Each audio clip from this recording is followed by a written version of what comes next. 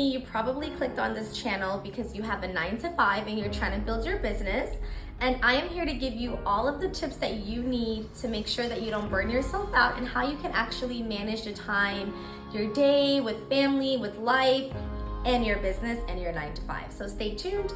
And if you're new to my channel, please like, subscribe, and share. My name is Vuna Drip, and I teach you everything about finances, business, financial freedom, and financial success. So you're here today because I'm assuming you have a 9 to 5. I'm assuming you have a side hustle or a business, or maybe you want to start one. Who knows? I'm here to tell you how you can manage your time to ensure that your business doesn't suffer and your 9 to 5 doesn't suffer as well.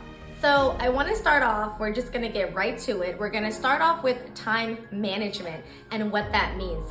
So my number one tip on how you can manage your time and your 9 to 5 with your side hustle is time management. The average commute to get to work should be no more than 20 minutes. So if you're spending more than 20 minutes to drive to your 9 to 5, then guess what? It's time to move. A lot of us don't have the privilege of having remote or hybrid positions. And so if you do have a position that requires you to be on site, kind of like a nurse or a doctor, plant manager, whatever your job may be that requires you to be on site, I highly recommend, if you have the means, you have the funds, that you should move closer to your position. I have not always had a remote position. I started working in the more remote hybrid industry when I obtained my MBA in healthcare administration. So before that, like in 2015, 2016, I've always just worked on site. So I've always made sure that I lived close enough to my position where I could even walk to work, right? I've always held positions with companies that were closer to where I live. And if that means that I have to maybe move or find jobs that are closer to where my apartment was, I had no issues with doing that. You should not be spending 2 hours to get to work and then 2 hours to get home. You already have to dedicate 8 hours of your life to this corporation so that you can fund your dream, pay your bills, support your family. If you're dedicating another 1 hour, 2 hours to getting there, that's your entire day, right? That's your entire life. And that's when a lot of people start to get burned out from having like a side hustle or a side business, or even doing things in the house for their families. It's that commute to get to work, right? It's that commute for you to wake up, get ready, get there, then get back home. That can take up 10 to 12 hours of your day. You only have 24 hours in a day. You need about 8 hours to sleep. And if you're dedicating about 10 to 12 just for your 9 to 5, that could really, really be detrimental to your mental, your physical health, and also your side hustle / your business. You know, I do not like the word side hustle. I love business. So I highly recommend just finding a way to have a commute that's closer to your home.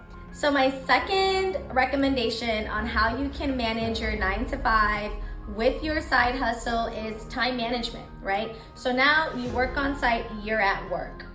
There's a lunch hour, you should get a break. During your lunch hours and your breaks, you should dedicate that time strictly to your business. Whether you're on site or at home, like I stated in my previous video, your life should be the same. Nothing should change, right? The only thing that should change is your environment of where you are physically working from.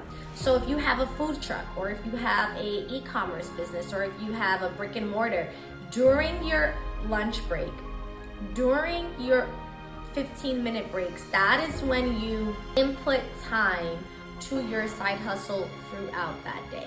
Now, if you have a business that, you know, requires you to be physically on site, maybe like a coffee shop or something, then you might have to, you know, work virtually, do some marketing, maybe check in with your management team or your staff, but you have to be able to utilize every single minute like it's golden. My mom always says time is golden, so use it wisely.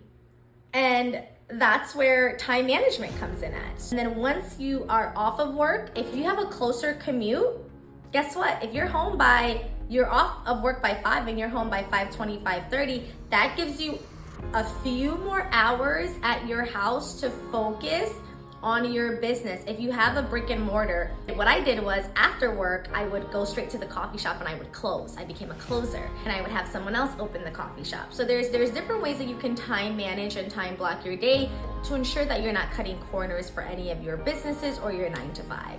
So yes, time managing, time blocking, number 2. So we talked about time management. Now let's go into leveraging your early mornings and your late evenings. That is my second and most valuable suggestion that I can give anyone.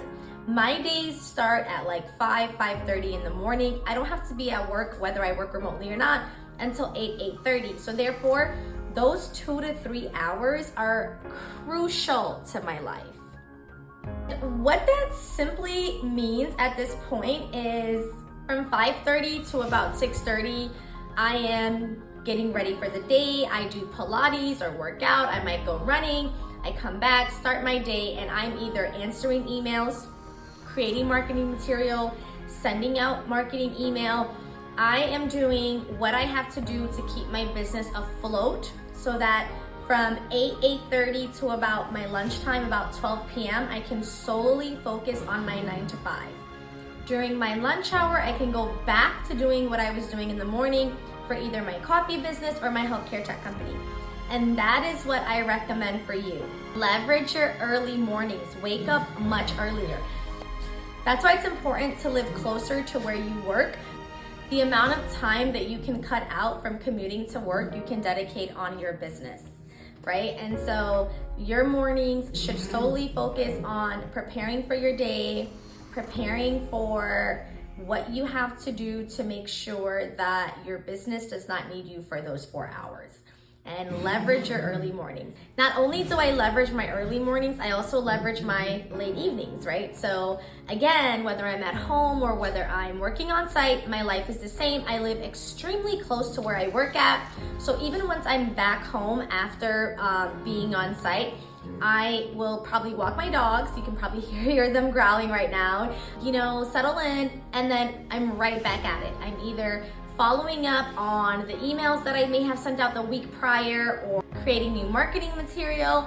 Whatever it is that I need to do, I will leverage my late evenings. So probably from like 5:30 p.m. till about 8:30, 9 p.m., it's all work again. I go to bed like around 9, 10 o'clock, sometimes 10:30, and that's kind of like my chill time, my time. I might watch a movie, hang out with my dogs.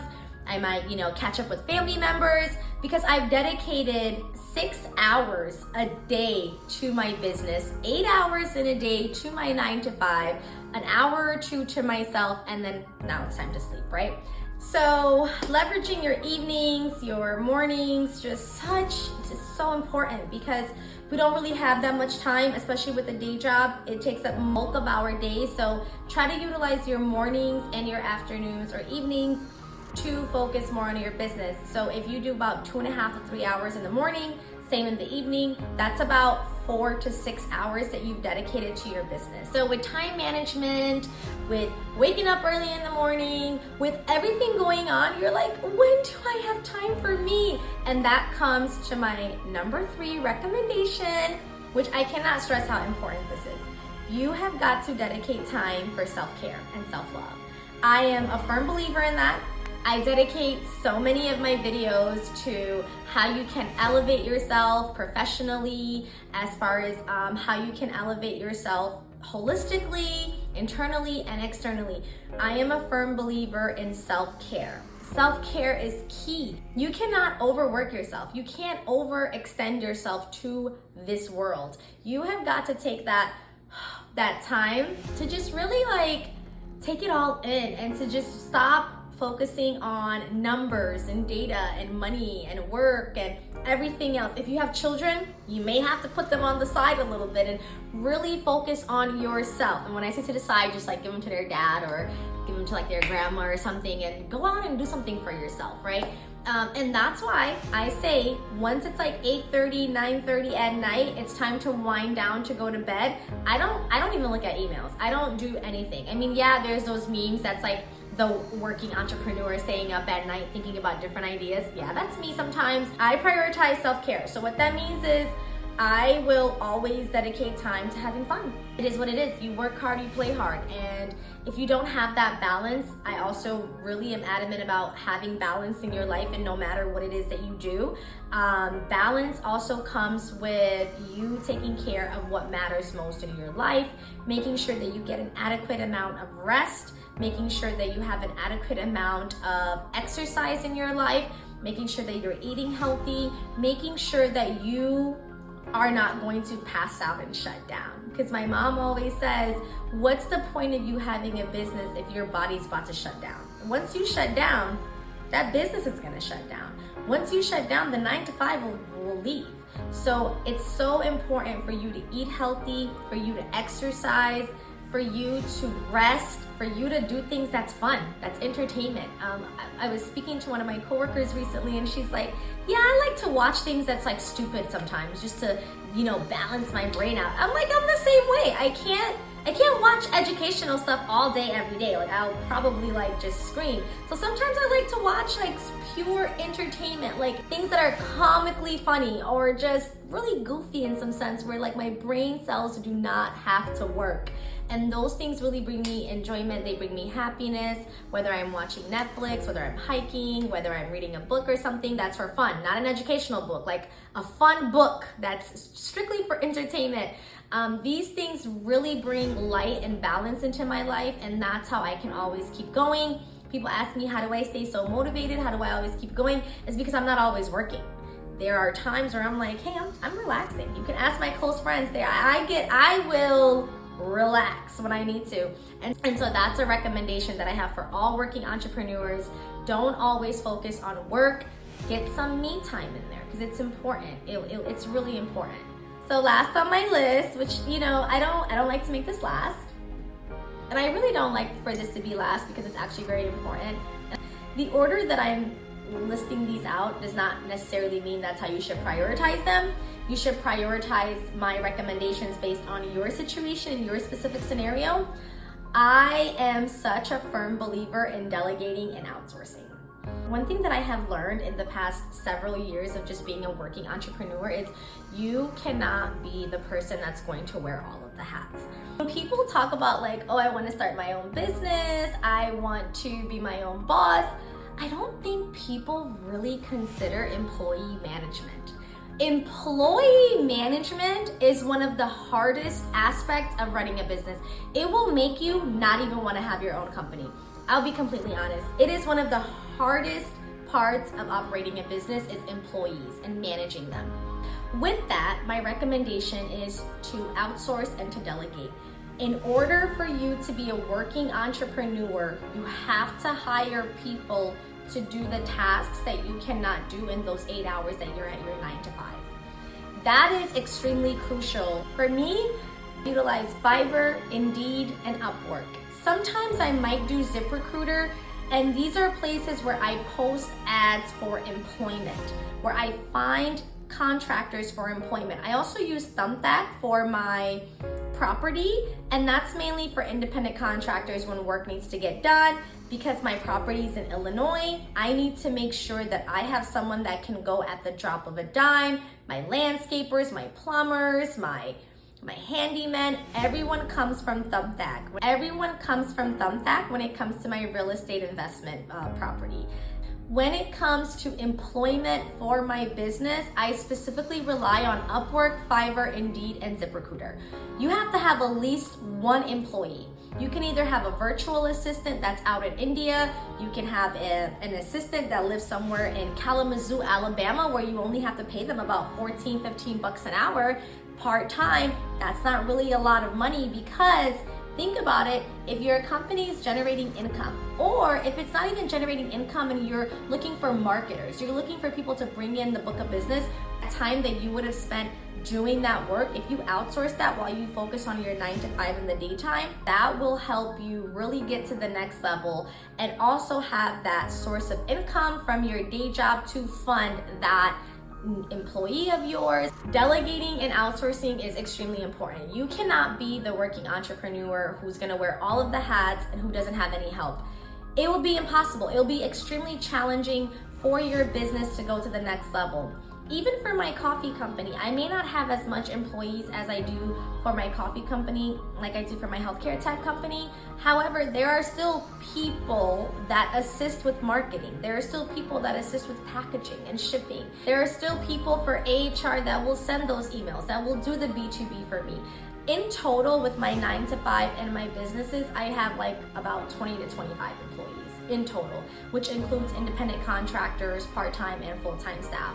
Without these individuals, I probably will not be able to have a side business, and that's why I solely rely on having a 9 to 5 to fund your dream, because I can fund all of these things by simply keeping my job and building my company. My overall goal, just like your overall goal, right, is to quit your 9 to 5 one day so that you can be a full-time CEO. But until we get to that stage where we're comfortable enough to resign, it's very important to delegate, to outsource, to time manage, to focus on self-care, and to leverage your early mornings and your late evenings. And those are my tips on how you can manage your day job and your business. Keep at it, stay motivated. Like I stated in my last video, there are so many entrepreneurs that were doing this in the beginning. You are not the only one. Don't let anyone demotivate you. Don't let anyone throw you off your cliff because they're like, oh, how do you have a 9 to 5 and your business? That's not real. That's a side hustle. Don't listen to them. The greatest companies that you currently know right now all started out this way. They all started out in their apartment, in their house, in their garage, working a 9 to 5, or maybe their spouse working a 9 to 5 while they were building their business. So don't give up. We are in it together. You will make it as long as you time block, you manage well, stay disciplined, outsource, delegate, and focus on your self-care. Make sure to like, subscribe, and share if you like what you see. I am here to motivate you so that you can reach your financial freedom. Just like all of us, we're all in it together, and stay tuned for more. Bye.